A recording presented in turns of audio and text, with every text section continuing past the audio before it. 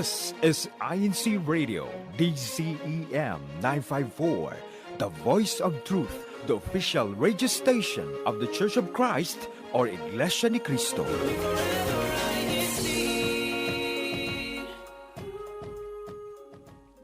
Everyone, and welcome to INC Radio Florida. Today is, of course, I can't believe I'm saying this, June 7th, Saturday, June 7th. It's 9:31 in the morning here on the East Coast of the United States, which means that it's already past 9:30 in the morning there in the Philippines, and to all of our viewers there in the Asian continent. But before we get started on this very timely topic, especially for us Floridians that are here, we want to, of course, greet all of our international viewers. So I'm going to toss it over to my co-host, Sister Audrey, there in Tampa. Good morning, Sister Audrey. How are you doing? Hi, good morning, Brother Robert, and good morning, everyone joining us on INC Radio Florida. It is the season, and we're not talking winter for Florida. For Floridians, it means something very different, so stay tuned to know exactly what we're talking about. But of course, we want to extend our heartfelt greetings to everyone around the world. Hello, good morning, good evening, ciao, hola, and we want to make sure that we notice you and that we want to interact with you throughout this topic because for anyone that could be experiencing this in tropical climates, it may also pertain to you. So drop it down in the comments where you're coming from, where you're tuning in from, and we love to hear from you. And of course, we also want to enjoy our time with you on this show. So I'm going to toss it over Sister Joy over there in Central Florida. And I see you have a guest with you today. Hi, Sister Joy. Hi, Sister Audrey. Thank you, Brother Robert. Good morning, good afternoon, good evening to everyone. And yes, thank you all for joining us. Be sure that you do tune in and let us know where you are representing and what. Don't forget to hashtag, let us know. As you can see here to my side, I have my good half with me here, Brother Billy, and he's here to join in on our conversation and what we're talking about here on the sunny side up of Florida. So lots to talk about. And, a lot of the information that we're going to be talking about today is stuff because we deeply care, and it's not to scare anyone. So we're sharing because we care and not to scare today. So please make sure that you guys get your notebooks out like this, especially if you're planning to visit Florida, because this is some good information to know if you plan to try to visit. I think this would be very helpful information, not only if you're trying to visit, also if you're Floridian, for those of you who are living here. So excited to dive in so that we can share a lot of good information today. All right. And Brother Billy, would you mind introducing yourself and kind of your background? Because I think that plays a really relevant role to why we are so lucky to have you here today joining us. Well, first of all, good morning to all our wonderful sunshine, bright INC hosts here today in Florida. Thank you once again. I'm Brother Billy. The topic we have today is very timely, right? Because hurricane season began, I believe, on June 1st and goes all the way till November, like Sister Joy mentioned. This is very good, timely information for us to know in preparation, especially if you're a tourist, even for those of us who live here to be refreshed.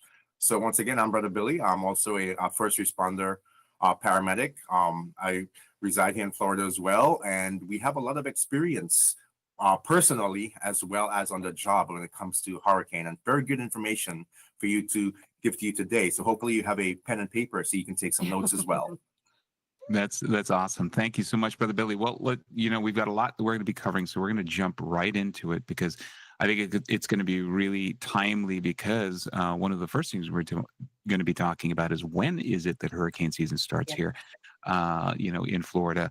A lot of people don't realize that we are in the midst of it right now, in fact. And it's one of those things where you tend to think, you live through, or you will call it, quote, survive hurricane season. And then all of a sudden, then you're in the middle of what we call our faux winter, our fake winters here in Florida. Yeah, and you wouldn't believe, you're thinking we are in hurricane season, and you look around, especially if you're visiting, you're like, this does not look like hurricane season. But that's exactly, one of the things that we'll be discussing. What is, what to expect when it does come to our Florida hurricane season. Exactly. And the thing is that, when you've been a Floridian, and this is kind of a quasi anniversary for me, Sister Joy. This is my 10th year in Florida. Oh, We moved to Florida back in 2015. So I hope that means that I've been inducted into the Flow Grown Society. Is that what you guys call? Okay, yes, Mhm. flow grown. That's right. People who are from Like here me. originally. Yes, flow grown. Yes. Okay, you have been knighted. Yes, he's I've been officially. knighted. Thank you. you've been Thank you. knighted. You I think are the one person on air right now that's born and raised in Florida, right? Born and raised. Born and Yes. raised, yeah. Sister Audrey, you've been here for how many years? Oh, it's 2025, 26, 26 years. So 26 years. raised in Oh, Florida. And wow. then Brother Billy, you're I've been here since 1989, actually. So wow. Okay, yeah, so I migrated here from the Caribbean. video family 30 many- plus years. But you Yes, but you came from the islands, right? From yes. which part of the Caribbean were you from? West Indies, on Trinidad and Tobago. Trinidad and Tobago. So you're probably even there familiar with hurricanes. Oh, most definitely, brother. I was Right? going to Yeah, say Because the yes. island- Hurricane is yeah. like yeah, not it's new. it's followed me all the way to Florida, actually. Brought it to Florida. Thanks for bringing them here. We appreciate you. And truly, that isn't that the route it usually takes. Like usually it It's- starts down Yes, there in the Caribbean and comes up. And, Yeah. and comes up, yeah, which we're going to see here at a graphic in a little bit. But yeah, so we are in the middle of hurricane season. So if you're watching us from outside of Florida, or if you're new to Florida, hurricane season officially starts here June 1st to November 30th, and we're like, wow, that's a long time. That's like what, 5 months? Yeah, that is. 5 months of hurricane season. And so a lot of people, really feel like, if it's 5 months, for how long does that go on? But what they don't realize is that there's peak months in there as well, right? Mhm. So your peak months are going to be really when there's a high activity or a high chance of a hurricane forming, is that period of like August to October. I think we've had, like, last year, the two major ones that came through were like around September, which Yes, that's fits right. right in that model, right? And so September, lots of activity. We had them back to back, two major hurricanes less than 30 days apart last year, which obviously created a tremendous amount of devastation. And that's why we're talking about this today, because we want everyone to be ready and prepared. This year doesn't look like things are slowing down. If you guys could see here, according to NOAA, which is the Oceanographic Association that is responsible for predicting and monitoring hurricane activity, they have predicted for Florida 13 to 19 It's a lot. named storms. And I play this little game every year, you guys, where I look to see if my name has actually shown up in the hurricane list. And See, you have now become a Floridian for sure. there's no Hurricane Robert on there. So nothing this year is going to be my fault. But we have 6 to 10 that are expected to actually become hurricanes. And we're going to talk about what the differences between a storm and a hurricane will be here in a second. But there's 3 to 5 that are potentially expected to potentially become major hurricanes. When we talk about major hurricanes, those are typically, category 2, 3 and above, because those are where you start to see that devastation. So, it's always a fun game. Just log on and see if your name shows up. Because Yes, it is. Even if so you're not from Florida, it's fun. Go look at it. Yeah. See if your name's on there. So let's take a look and see. So here's a myth, right? We want to dispel myths, because when you're new to Florida, you're looking for a home, and you're coming to Florida and you are coming on a vacation, especially in the summertime, which is unfortunate, because most summertime breaks occur during that period of hurricane season, right? It does. So here's a nice little Florida hack. Come here during winter break. Our You don't full have to worry winter. about it. But when you come here during the summer months, you can expect that there's going to be, the potential. And we all know from being Floridians, when it rains here, it could be raining in the morning, and then an hour later it can stop. That was one of the things I think we talked about when we had that episode 3 weeks ago on hacks for amusement parks. Yes. We said, Mhm. right? Go when there's rain in the forecast. Yes, exactly. That's when everybody leaves, but we're like, no, wait, it's gonna stop in like 5 minutes. Yeah, that's when you know it's a Floridian, because Mhm. it could be like it's 50% chance of rain. Yeah, it means 50% chance of sunshine. So Exactly. The positive, the sunny side up of things, it's sunny right? side up. That's right. Yes. Mm-hmm. So when we talk about common myths, though, a lot of people are misled to believe that the only places in hurricanes that are impacted are coastal communities, like if you live on the beach or if you live less than a mile from the water, whether it's the Gulf or whether it's the Atlantic Ocean. Yeah. They think that you have to live along there, but I live in Central Florida. I live in Orlando. I live in Lakeland, or I live, in these central towns. So I'm not in danger of being impacted. And I think you guys, especially Yes. Sister Joy, Brother Billy, you guys can tell us a little bit about your experiences living there in the central part of Florida with the Yeah. last couple of storms that we've had. Yeah, most definitely, because everyone's under the notion that you live on the coast or near the beaches, that those are the ones. But no, we've actually experienced it. Some places that are labeled non-flood zone, right, Yeah. turned out to be flooded. And also we have to remember a lot of the drainage systems and the roadways, they haven't been updated. They could be clogged. So now you're dealing with with flood coming into inland communities as well, that also can be impacted. That's Y- that's actually That's a great point you bring up, Brother Billy, because I think a lot of people don't realize that even though we'll get like rain that just comes in droves, right? Because the big danger for coastal communities, of course, is storm surge. And Yeah. that storm surge that comes, and storm surge is when the water from the storm, as the hurricane is circulating, that water gets drawn out, and then eventually it all has to come back. And these storm surges can be 10, 15, 20 feet of storm surge.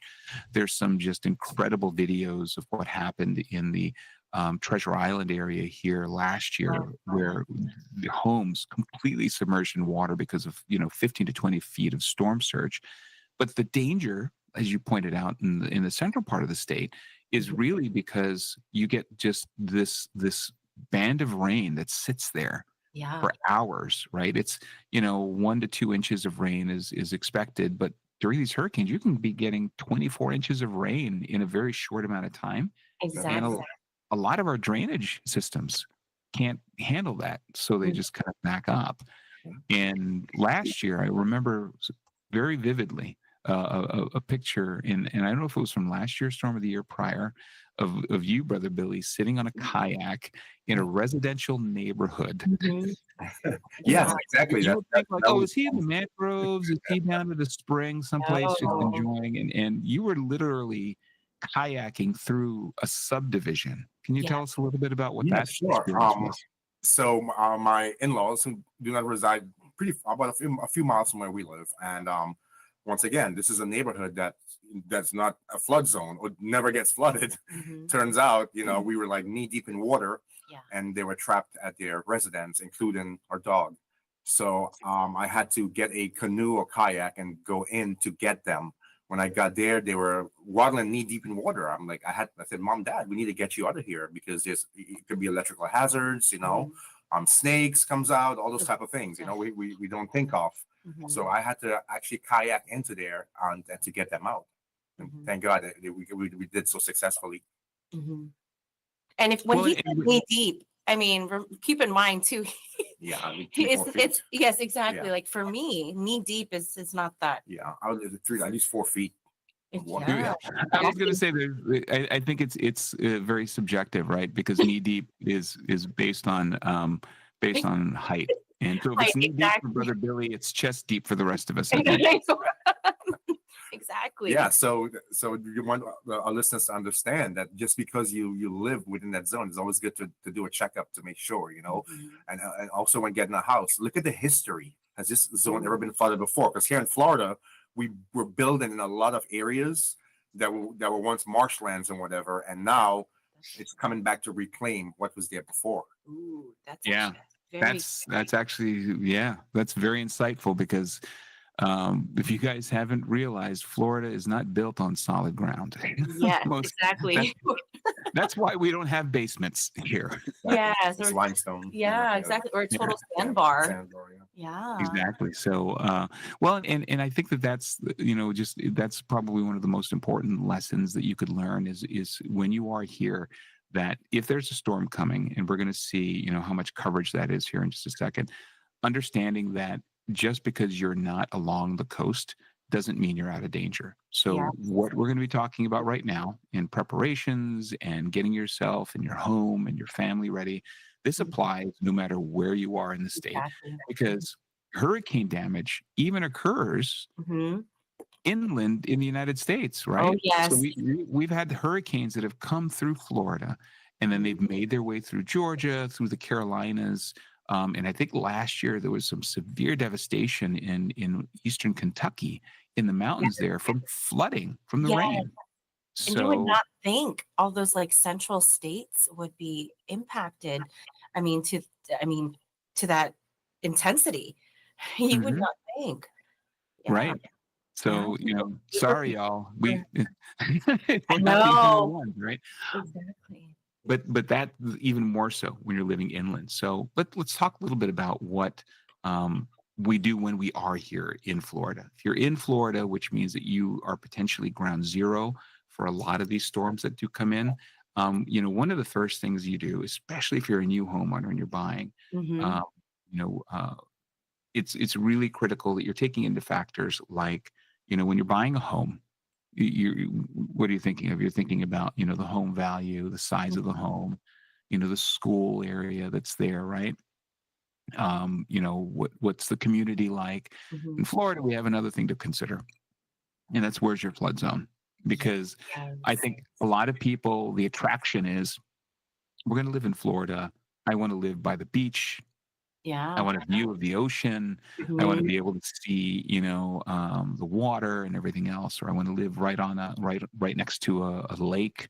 So this way I get this beautiful water view. And all of those are great, but they come with a price. We do. And understanding that price really is going to be based on where that evacuation zone takes you. So Yeah. here, we have evacuation zones that typically start with zone one, and then they work their way up. And the lower that number, Brother Billy, correct me if I'm right here, You right? go. So the lower the number, the closer you are to the danger that is impacted from the storm, right? Yeah, So if you're like zone one, you're going to be the first ones to be evacuated. exactly. Is that Yes. okay? That's what And I believe Yeah. it's one, which is why it's like the priority. The Yeah. priority. And Yeah. that's why it's important to our government officials, right? They will give us all the necessary head guidance in Yeah. that as well. You got to tune into that. Yeah, to make sure and that you know your zone. right, and knowing your zone means even if you're inland, because there are communities that may be 15 miles away Mhm. from the shore, 15, 20 miles away from the coastline, but they're still considered zone one and two. And why is that? It's because of their elevation. Mhm. If their elevation has their home or their community in a very low portion because of the way it's been built or whatever, then they actually could be categorized in a more critical evacuation zone, even though they are inland. So don't just assume, don't take for granted that, oh, I live 30 miles from the ocean, right? Yeah. Or I'm not along the coastline here in the Caribbean, which unfortunately, that's where many of the storms form, is right along the coast here on the west coast of Florida, Mhm. in Pensacola area, here in the Tampa St. Pete area, Fort Myers, Sarasota. But Sister Audrey, you're there in Jacksonville, which is, way up north in the state. It's very close to bordering Georgia. But I think that there may be some lack of real concern around people living up there, um, which isn't correct about their danger in hurricanes, right? Because you've had your share up there in Jacksonville. Oh yeah, Jacksonville is I mean, it's considered the first coast because it's truly the first coast of Florida on the east side that Mhm. you enter when you come into the state of Florida from the Georgia line. Um so yeah, there are some concerns because I mean as we mentioned earlier, Florida is under sea level. So truly there's really no safe area. Under sea level, yeah, that's already like, whoa. Yeah. Yeah. So, I mean, it really depends on the infrastructure that you're built in. So, if you're in neighborhoods like in the Riverside area of Jacksonville, where there are pockets that will be very bad because you're right on, I mean, it's also known as the River City because we had the St. John's flowing through Jackson in the middle of the city.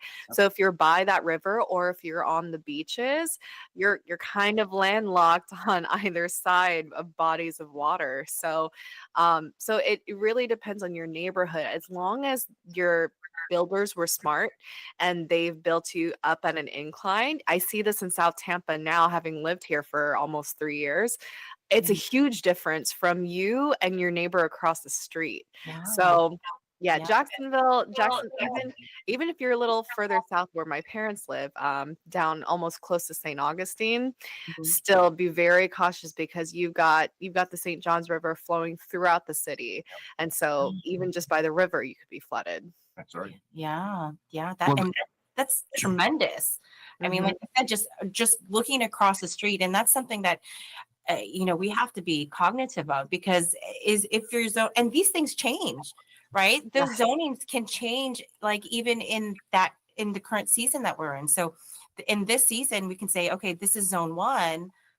Oh, and then you're thinking like, oh, okay, I'm zone, let's just say you're zone 12, whatever.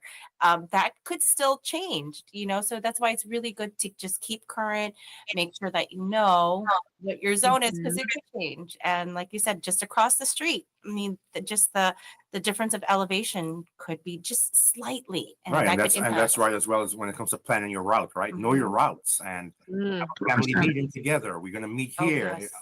What are we doing?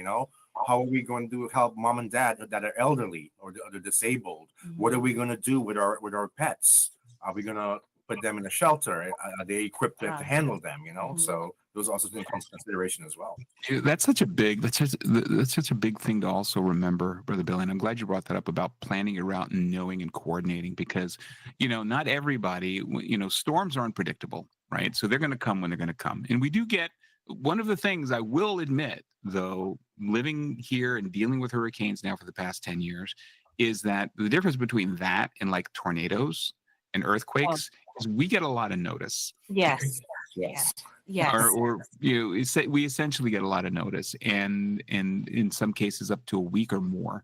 But the way life happens, you can predict and know that as the storm gets closer, and you can see that the way that it's tracking is coming closer, that you want to have your family together. But the reality is that we may be in different places when the storm finally makes landfall, right? We shouldn't be. We should all try to be together and hunker down.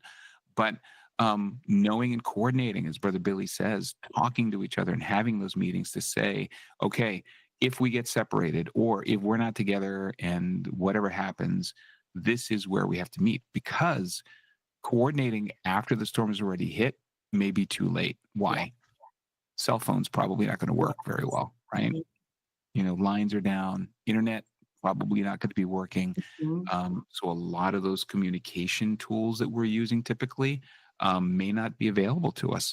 So having those discussions early, so this way your family and everyone knows, in the event we aren't together when the storm hits, this is where we're going to go. This is where we're going to meet. And this way we can already have that all set up beforehand, right?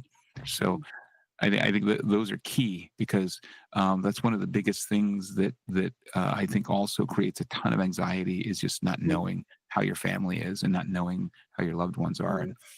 And I don't know about you guys, but like, whenever there's a hurricane that's coming, my mom, who lives in California, like, it's not even here. It's like a week away, and she's already telling me that you should be gone. Why are you still there? Evacuating. She's like, why are you still there? Are you okay? Oh, that's a mom's love for you. Yeah, well, it's the way that unfortunately, the way that it must have been a slow news day, because that's the way they sensationalize the news, right? Oh, massive storm going to destroy Florida. It's but when you do go through and find your zones, make sure you check, because there's zone maps in the different municipalities. So you would just simply go to Google and look up, I think you could literally type in like, what's my evacuation zone? Right? And Yeah, you'll definitely. be able to Everything you'll find everything online. Yeah. doing that, right? Yeah. So let's talk about what happens when we now know that a hurricane's coming, right? So there's a hurricane that's coming, it's on its way, and there are two factors that we have to consider when we're deciding when it's time for us to go, right? One, we're going to listen to our obvious community leaders, law enforcement and the other authorities responsible, who'll tell us if you're in zone 1, time for you to go. If you're in zone 2, it's time for you to go. But also, we need to be responsible enough to be able to see, well, as the storm's getting closer and as the targeting of that storm and where it's going to make landfall starts to get closer, we need to understand, what are all those different factors. And one, let's start with like understanding the category of a storm, right? So you'll hear things like a category 3 storm or a category 2 storm. And so here, there's a little chart that kind of helps you to understand, if they say there's a category 1 storm coming, that's, a 74 to 95 mile an hour wind, which still, yes. Yeah. 75, that is pretty strong. That is very strong. a category 1 is still enough to knock a grown man down. That is not the time to go outside and fly your kite. No, Brother Billy is kind of a category 3 kind of person. I know. But Sister Joy, probably a tropical storm kind of person. Yes, so I'm the tropical storm type of you gal. need to hang on to Brother Billy. But it's 74 years hanging on tight. I know. 20 years. I don't need to anchor here. Just let me just hug me in. But when you look at the storms, because we'll get a lot of tropical storms and tropical depressions. Those are terms we hear a lot here, and they're less than these because they're not on this list. But imagine a tropical storm means that there's up to 73 mile an hour winds. Exactly. Still enough. Definitely. And just to put in this aspect as well, a hurricane is a typhoon. Essentially, Yes. It goes from the Philippines or from the Caribbean. They call them typhoons, right? So Yeah, and those are really strong. I mean, it says it right there, 74 miles an hour. That's And so when they talk about some and extensive, any damage to me is already something I don't want to have to deal with. But, some damage could be things like just roof tile and debris and things, because those are where the biggest dangers are, right? You could be inside your home. You can have everything locked down. And we're going to talk here in a little bit about what are the things you need to do to prepare your home. But you can have all that stuff locked down. You can have everything brought inside. The biggest danger after that is really just debris, right? Yes. Stuff that flies around. You could have, things that maybe come from a neighbor's yard, because you could do your part as a good homeowner in bringing all of your lawn furniture, right, and bringing all of the stuff that you had laying out by the pool just to be sure nothing flies around. But that doesn't mean that your neighbors did the same thing. So exactly, true. yeah. I mean, and they become it's like projectiles, right? Yeah. Right. From the store here, and that's why some people like to stand on the window to watch because they're amused. They've never seen a hurricane. Next thing you know, there's a projectile coming through your window at you. 100%. And even if it's not like a neighbor's lawn furniture, we have a lot of palm trees here in Florida, right? And a palm tree branch flying at you at 74 miles an hour, probably not something you want to be standing in front of. Exactly. And so this is where a lot of that danger comes from, is from the wind. So the damage that comes from that wind, which includes like losing a lot of roof tile, which then leads to leaking. You want to be sure that a lot of the stuff that you've got is protected in that way. We'll talk about prep with hurricane shelters and everything else later, but you also have a lot of people here who have to deal with the flooding and the rain. So what we're looking at here is just the wind speeds. Exactly. What we're not seeing here is just the torrential rains that come with these hurricanes.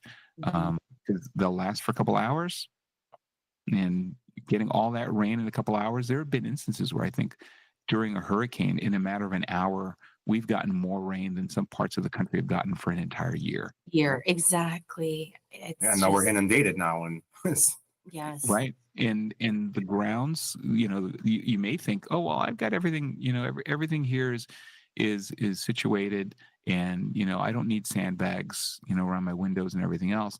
But what you don't realize is that at some point, the ground here, the soil, reaches a point of saturation Yes. because it just has had so much that it couldn't take anymore.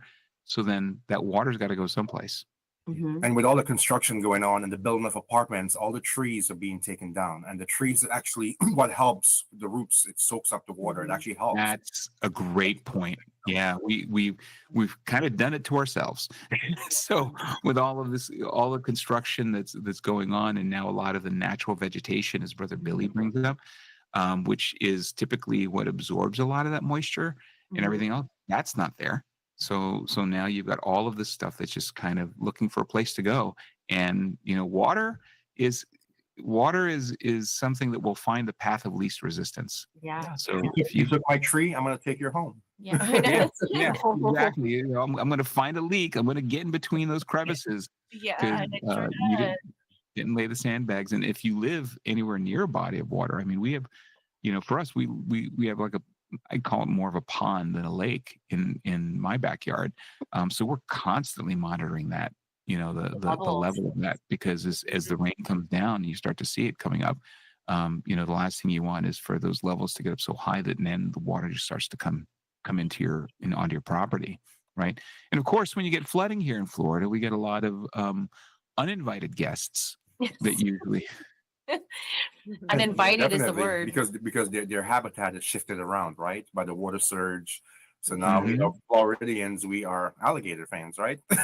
So the gators come out, snakes come Yeah, out. Go water Gators. We have one big Gator fan here with us, Sister Go Audrey. Gators.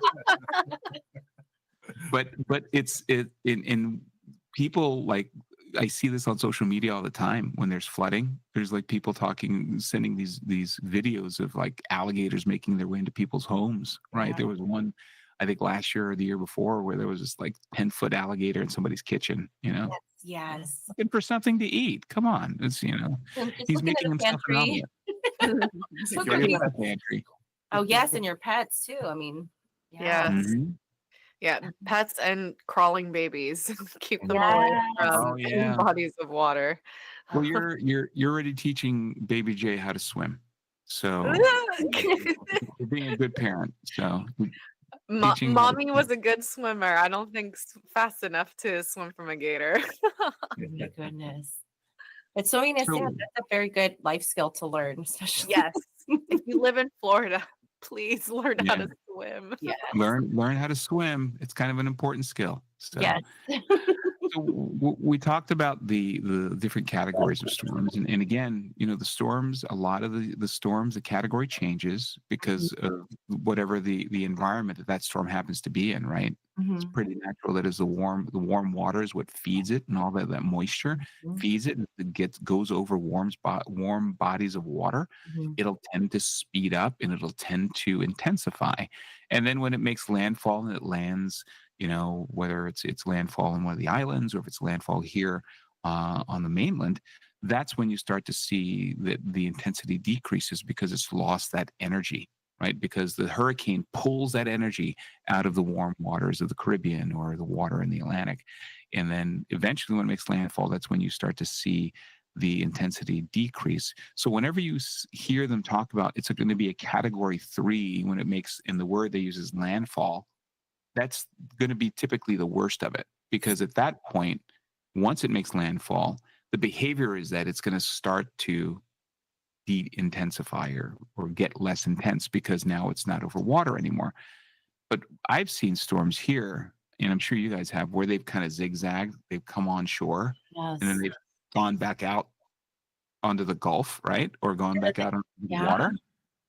And it's like, yeah, it just came here to take a break, and then it goes back over the water to kind of. Yeah, pick up speed. And then there are times it even misses us, right? We do all this preparation, but preparation Yeah. is preparation, right? So you It's- still have to prepare. Yeah.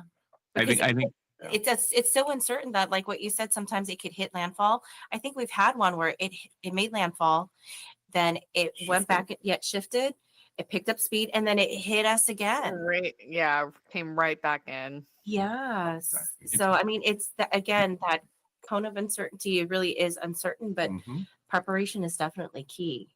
Yep. And it's a great transition, Sister Joy, because the cone of uncertainty is a term that we learn here being in Florida. And what that basically means is that the forecasters will try to forecast uh, up to 5 days. I mean, we'll get some when the storm's already being formed out in the Atlantic Ocean, which is where many of the storms will form, that and in the Gulf. And when they start to form, they call these things out like 10 days before, right? Yeah. Because they see it forming way out in the middle of the ocean. And at that point, they're doing and I love the term spaghetti models, Yeah. right? Oh, Spaghetti models. And that basically means here are all the 30 different potential routes that the storm is going to take. So, and your mind is like, it feels like spaghetti. You're like, yeah. one. When you're in the spaghetti model phase, and that's when Floridians are like, well, I'm not going to worry about it yet. Yeah. But when you get to the point where now they are actually talking about, impact and the cone of uncertainty, which is typically the cone of uncertainty is determined about 5 days out before, because at that point now they kind of understand the general direction of the storm. At 5 days out, you could see that the cone of uncertainty in this chart that we have here, which was I think from one of the storms from last year, is 100 and several hundred miles of coverage, right? So that cone of uncertainty here on the far left, which is 120 hours out, right? Looks like it covers everything from what is this like? This looks like Miami, maybe West Palm Yeah, area, that's like, Yeah. isn't that Fort Lauderdale? or Fort. So you're talking about impact areas anywhere from Fort Lauderdale down to the northern western tip of Cuba, And that's broad. and everything in between, right? Um, the one thing I definitely would not advise is being on a cruise ship here in the middle anywhere. Yes, for Oh. sure. Well, no, I say that because last year, Audra, she's laughing because she knows. I was we- laughing because the day before she was like, "Do we still go? Do we board the ship?" we went on a cruise to Mexico, right when, and I forget which storm it was brewing there in the Caribbean just south of us. And so we're on a cruise ship that's actually crossing the Gulf to go to Mexico as the storm is coming up, Oh, that's right. headed towards Pensacola. And I mean, just a quick story that a lot of us that were on the ship, obviously for Floridians, you kind of like have to believe, and of course as members of the church we have faith that the storm is going to bypass, or it's going to go around, and we get on the ship and they don't say a word to us as we're boarding the ship about the storm. And it's about a 1.5 day trip across to Mexico to get there to Costa Maya, I think is where we were going. And when the cruise ship finally gets there and we go around, we're doing our thing, and we get back on. As we get back on board to head back home, and we're going to cross the Gulf again, that's when the captain goes online as we're finally boarding the ship and saying, just to let you know, we're going to be embarking as soon as possible because we're going to try to outrun this hurricane. That would make me so nervous. We're going to outrun. Right. Well, and at this point, we're all on the ship. Where else are we going to Where are go? you gonna go? I mean, if you really had to think about it and really plan it out, sure, you can outrun the hurricane, but you're not going to outrun the effects of it being in the middle of the water. I mean, it will seriously, literally rock your boats. It was the first time, and I've gone on multiple cruises. I have never gotten seasick. Right? It's not my. I've been fortunate that I've never gotten seasick before. I know people that get seasick when they get on the ship and it hasn't even left the port yet. I haven't gotten seasick, and I didn't get seasick this time. But we went with a couple of family members. In fact, one of our biggest fans there on the West Coast, Brother Adrian. And they're avid cruisers. They go like 3-4 cruises a year. So you figure that they're accustomed to being out on the ocean, but I guess they'd never been on open water like that. And they were telling us, like, in the middle of the night, as the ship was making its way across the coast, the rocking was so bad that it was causing people to fall off their beds. Oh, wow. and I apparently was so tired that I didn't notice anything. I woke up the next day and but what he did, he actually, we typically it's like 12 to 14 knots is the speed, or less because it's a cruising speed. He was doing like close to 20 knots to get across the water in time. Wow. And one of the The sea things breeze on that one, like whoosh. I Right. actually went out just to see what it was like to open the door. I couldn't even open the door to go on the deck to see what it was like. And it's a good thing that we left though, because the storm, and I'm going to look it up to see what the name of that storm was back in November. It actually made landfall in Mexico where we were. Whoa. And so had we stayed in port, it probably would have impacted us and delayed our return. Yeah. Sure. So that's the closest I ever want to be to a hurricane on a boat. Most definitely. He outran it though. We got into port like 6 hours early. Oh wow. But It I was- mean that's a time where you are thankful to be there early and to cut Oh, your yeah. trip a little short. That's an experience. Was it November? It was like, I think it was around November. I'll have to look at Okay. my I pictures. It mean, was around, Hurricane Raphael, Tropical Storm Sarah. I don't, those don't sound familiar They though. don't sound yeah. Maybe it was, I have to take a quick look again then. So what, Last year was When- 2024, right? yeah. Yes, I know. When I came across Mexico, I've got a picture of me looking very scared. I'll look it up. I think it's on my social media. So whatever day that happened to be. But so the moral of the story is, don't go on a cruise when you know there's a hurricane. But second, it's also that the storm's very unpredictable because they thought that it was going to actually make landfall heading towards potentially Pensacola area, and it ended up going towards Mexico and into the eastern coast of Texas is where it ended up making landfall. So that cone of uncertainty, It's truly is really that. No one's telling a hurricane where he's going or she's going. It's got a mind of its own. It's go where it wants to go. It sure does. That's right, 100%. So just always just be prepared. So when we talk about preparations, how do you prepare yourself in your home for what the inevitable is going to be potentially, right? Losing power, losing communication, losing internet, which means, oh my goodness, I'm not going to have any streaming, so I can't watch anything. And you can't watch INCRadio. That's the most devastating thing. That's And you can't watch devastating. INC Radio Florida.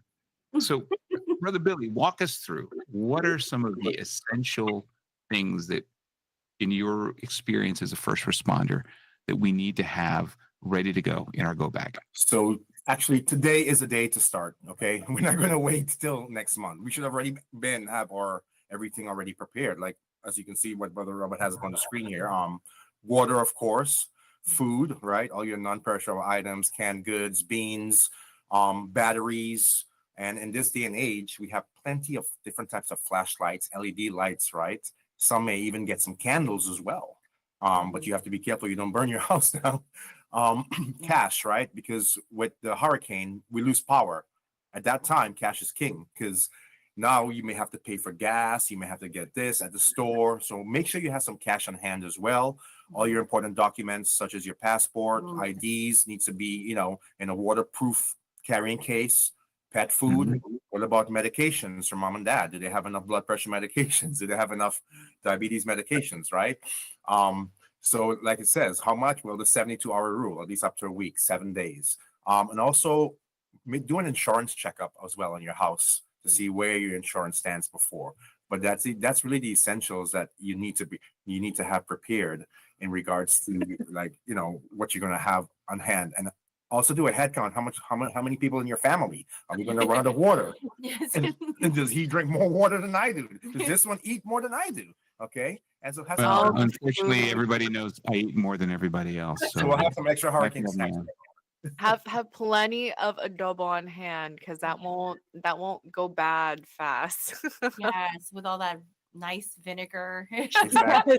So that's it. You want to do all that now. Make sure you check your prescriptions, expiration dates, all that, But definitely water, food, because the grocery stores is going to be empty that week off, right?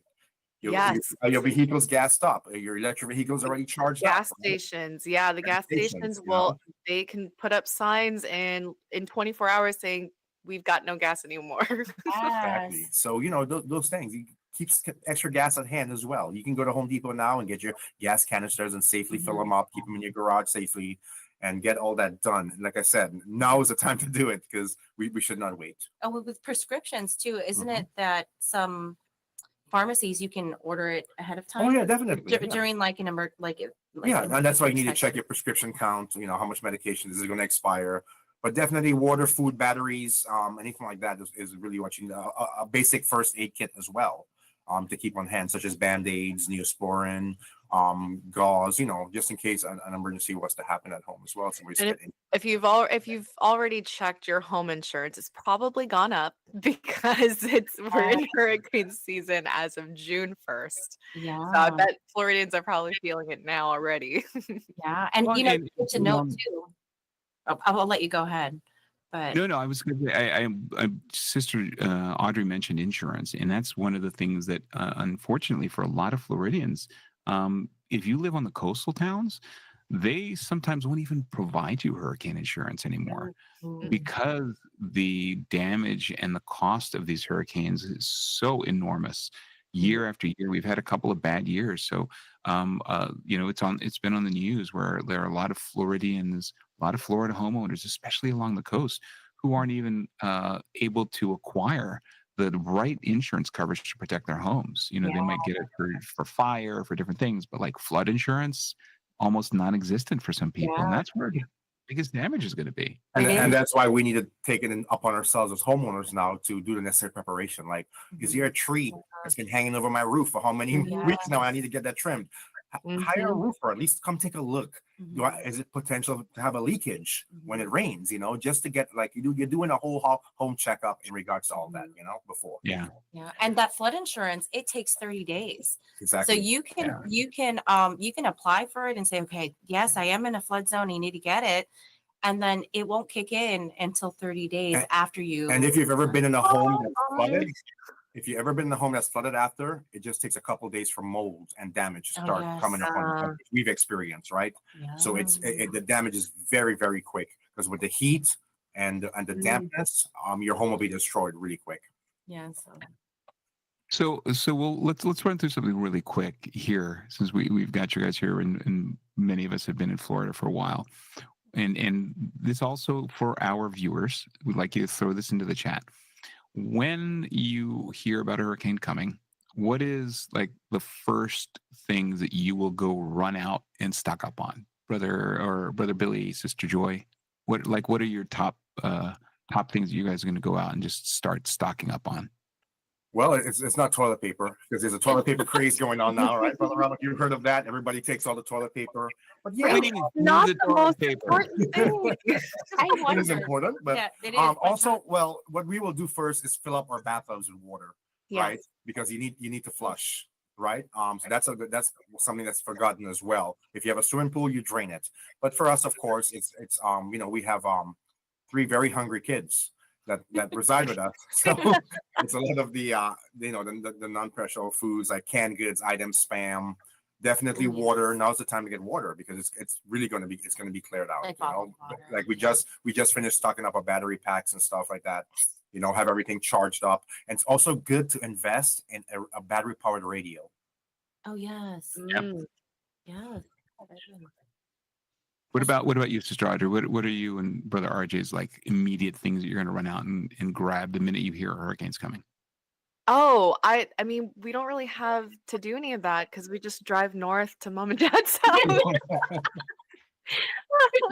And they've got everything.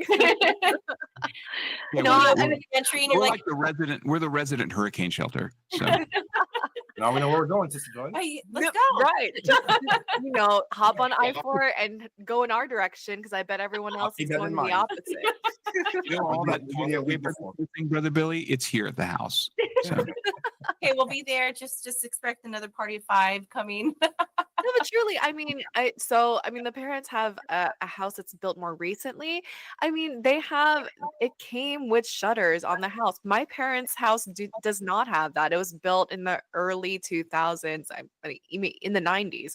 So they're still boarding it up. But I mean, my parents are Filipino and they're like, we've got faith. Aren't we all We just Filipino? need adobo and water and we're fine.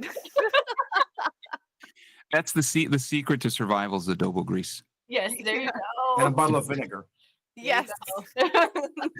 Well, that's true because a lot of the more modern homes, like hurricanes coming, flip a switch, and then we've got automatic steel gates that come down. Yes. Not every house has that. But no, the thing is that you prepare early by knowing what you've had to do the previous years, right? Mhm. And so the first year, putting up hurricane shutters probably took half a day of reading instructions, many customers, and trying to figure out which goes where. Now it's down to a science. 20 minutes. We can get the first floor, shutters up in probably about 15 minutes.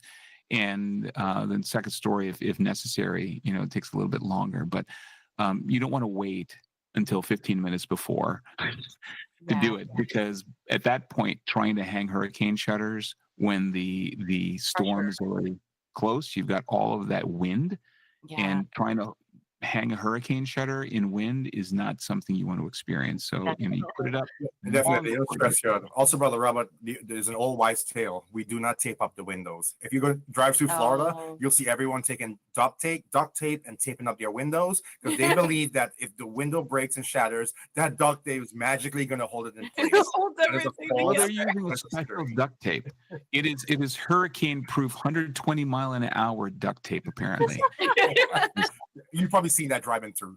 It's Oh, I just have. $3 Yeah. more than your regular duct tape, but it works. But it's hurricane proof. I think they market it that way. Well, and the thing is, when you put up your hurricane shutters too, it's just understanding that when they're up there, just I remember the first time I put hurricane shutters up and I walked in the house and I felt like it was a cave. Cave. Mm, That was probably because there is zero light coming into your house. You're underground, which we Yeah. don't have that in Florida. Exactly. So this is what it's like to have a basement. Okay. So when you finally do get your shutters up again, you want to be able to get them up early because you don't want to be doing it in the middle of a storm. I know it's uncomfortable and really just really awkward being in the home in the dark, but doing it the day before or a couple days before is your best bet. Same thing with sandbags. Get the sandbags out if you're in an area where it's prone for water intrusion to happen in your home. Get those sandbags up days before so that the day it's coming, all you're doing is hunkering down with your family, enjoying your hurricane meals and your hurricane snacks. If you have 5 days of hurricane snacks, don't eat them in the first day. You try not Right. to. I felt the eye contact. Right? Don't eat your hurricane snacks in the first day, okay? Especially when you're staying at your in-laws' house. So that's just Well, general. That's Old general. habits die hard, and that's the reason why I got married. But also, for me, the one thing I learned, Brother Billy, is when you talk about like batteries, like everybody all of a sudden realizes, oh, we might lose power. So we're going to need batteries for our flashlights. I think it was less than a week, like almost immediately after the hurricane was announced that was coming and it was going to make landfall. I couldn't even get batteries for flashlights, like the C-size batteries from Amazon. I went to like the Home Depots, I went to Lowe's, I went to every major retailer. D batteries, C batteries, gone. Lots of your AA batteries, which are also used for a lot of those flashlights, also really scarce. So just have a pack of good batteries, stored away long before. Because that preparation is so key. So I mean, we're already in hurricane season now, like you said, Definitely. today. Even with generators, Brother Robert, right? Yes, generator's gone. Grandpa, grandma, dad, mom just now pulling the generator. They haven't ran it in how many years? And now to safely use a generator, it has to be at least 20 feet away from the house Yes, good point. because you have risk of getting carbon monoxide poisoning. Because remember, the Right. gas released from a generator, it's odorless, so you don't smell anything. And you're here running your generator close to your garage, and everybody's asleep. And next thing, Mhm. Yeah. what's going to happen? You're not going to wake up the next morning. So that's why if you handle a generator, please do so safely. It should be at least 20 feet away from your home structure. Minimum. Yes, exactly. And it's just crucial because it's very sad to hear about these tragedies that happen that weren't even related to the storm itself, but Yeah. because of the preparation not being done done properly. And now that we're at a point where if you've gone through 1, 2, 3 hurricanes already, that you kind of have to build a routine. You know what you should keep stocked up in your pantry. I've got probably a stockpiled toilet paper and batteries now in my pantry. So Very I'm important. good. Very important. I'm good. But fresh water, that's another important thing that you need to be able to have as well. And when you talk about food, like what's the one food that you guys would definitely want to stockpile? I already know Sister Audrey's is adobo because apparently adobo lasts forever and doesn't need to be refrigerated. Spam and corned beef. Spam. Oh yes, you can eat well with spam. Yes. Definitely. And even Also, all your frozen items, right? When it comes to your refrigerator and freezer, don't keep opening it because you want all your items to remain cold still as well, right? mhm. And if you're going to be barbecuing also, please do not barbecue in the garage because coals also Oh. release carbon monoxide, which can also poison you as well. So, Thank you. Coming from our first responder who knows, yes, do not barbecue. Your garage is not your dirty kitchen. No, it's not. it should be outdoor. It's not ventilated. So and when you want to be sure that you're doing that as well, you want to have all of this stuff stockpiled and ready to go. Also check to be sure because everything has an expiration date as well, right? Yeah. So you want to be sure that you're keeping them fresh. You don't want to find out the batteries that you stocked away 8 years ago no longer hold a charge. You want to be sure that you're keeping those fresh as much as possible. So Absolutely. before we round out, I wanted to jump to some of the other things that we need to do, which is like prepping your home, right? So we talked about boarding up your windows, getting your shutters up when you can, securing all of those outdoor items, and making sure that you're taking everything loose from the outside in. But remember, your neighbors may not have done it, so there's always still the danger of flying debris, even if you've done your part to be sure. Mhm. And as Brother Billy already brought up, generators, great things to have. But we were just talking before the show about one of the neat little things, good and bad, if you drive an EV, an electric vehicle, Oh, is that you can actually use that as an alternate power source. I bought one last year, which is an adapter that plugs into my EV that now has 120 volt plugs, so I can actually use it to power things. I'm not going to power the whole house, but you can power like a refrigerator. You can power your internet, your things that you need. Fans, super important. You want to be able to power fans simply because you're not going to have any AC, right? Yeah. So make sure you guys are doing that as well. But also some EV advice: if you do have an EV and you live by the coast, do not park your EV and leave it in your garage, Oh. because there were lots and lots of stories, unfortunately, last year of folks who had their EVs, their electric vehicles, parked in the garage. Salt water intrudes, and when salt water comes in contact with those batteries Mhm. that are used to power your EV, they become immediately flammable, and they'll combust, and then now your whole home that may have just been potentially suffering just flood damage now is completely burned to the ground Mhm. because the EV happened to be parked in the garage. So they advise keep them parked outside, even though it's counterintuitive, right? Hurricane's coming. I don't want my super expensive electric car to be sitting outside, but that's one potential risk, is having it in the home because of that potential combustion, right? Yeah. And lastly, things that are covered, make sure we know flood damage, typically not covered under many home insurance plans here in Florida now, unfortunately, because the insurance industry just suffered such great losses. Brother Billy already talked about making sure you have an inventory. Keep an inventory of everything in your home. Yeah. And most important, if it's paper, great, but also keep digital copies. Take pictures of everything. So that way You can have them. They're memorialized, and you can access them even if you can't get to the original copies of things. Brother Robert, one more thing in regards to preparation I'd like to bring up, which I think is the most important, is that that family devotional prayer in order 100%. for Yeah. the storms of life that will come that day. Yes. Okay, so 100%. that must be put in as well. That's the number one thing, having your family together. And when you are together, you're sitting there and you're praying and pray for God's guidance to keep you, your family, and everyone safe. That's probably one of the most important ways to prepare, even long before the storm. So, Brother Billy, thank you for joining us. Every year that you're here, we get so much tremendous insight from you and from your experience. We want to thank all of our viewers today, but of course, fastest 60 minutes on radio. But we want you to stay tuned, please, because coming up next is going to be INCRadio, Washington, D.C. But for now, this is Brother Robert DePaulis here in Tampa, Florida, and for Sister Joy and Brother Billy there in Orlando, and also Sister Audrey in Tampa. We want to wish you a happy Saturday, and please stay safe, especially during this hurricane season.